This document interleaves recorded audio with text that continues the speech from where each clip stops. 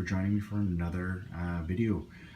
This time around I'm doing something a little different. I'm actually going to be recording, for the most part, my process of building a diorama from scratch. This diorama is going to be my game room diorama. I hope you guys enjoy. This first part is just going to be me getting the measurements out and drawing out my squares that I'm going to be cutting out for my walls and my floor.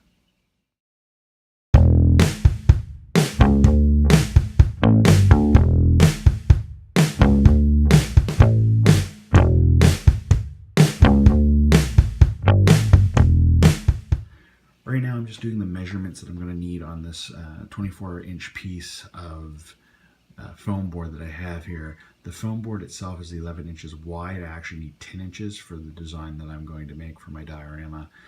So I'm marking out the 10-inch line, which then I will cut out, and then I'll cut this sheet down the middle to make it 12 inches on each side. The back foam board will be used to make the 13-inch by 14-inch floor piece and the 14-inch by 10-inch back wall. So I'm going to continue on getting all these lines drawn out and then get this all cut out and start getting the magnets put in.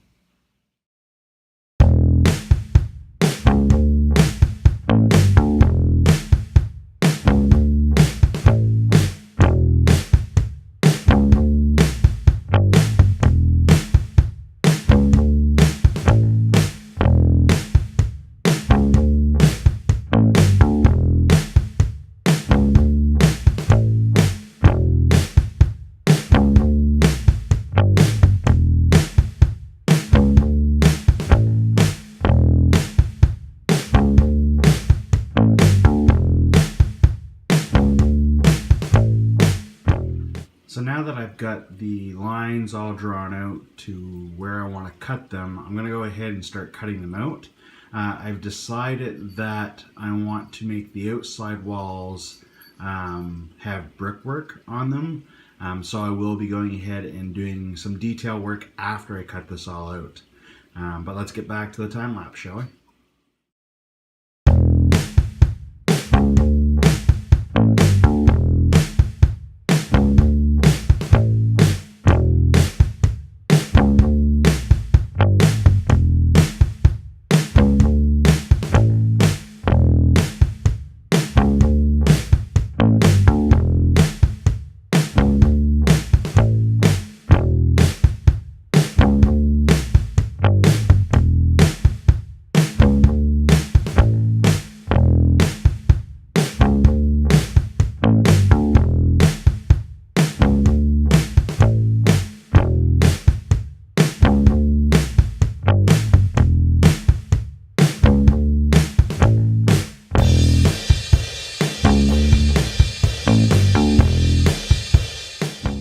Alright guys, so that's that. I got the sides and the back and the bottom piece all cut out of that foam. I have basically a 24 by 10 piece of foam left and 2 pieces of 1 by 1 basically from what I was using to cut out.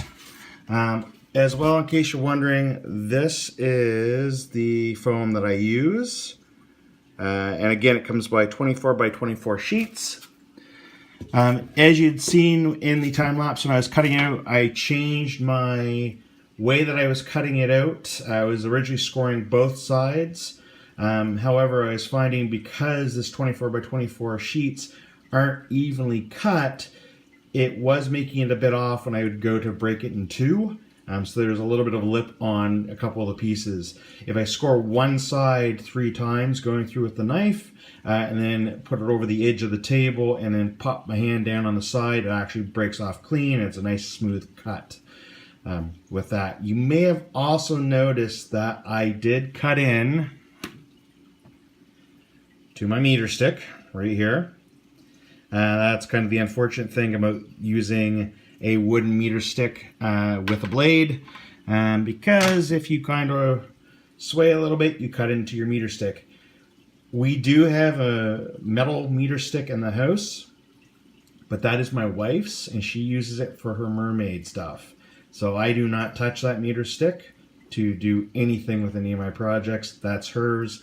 I will invest in getting myself a metal meter stick in the future.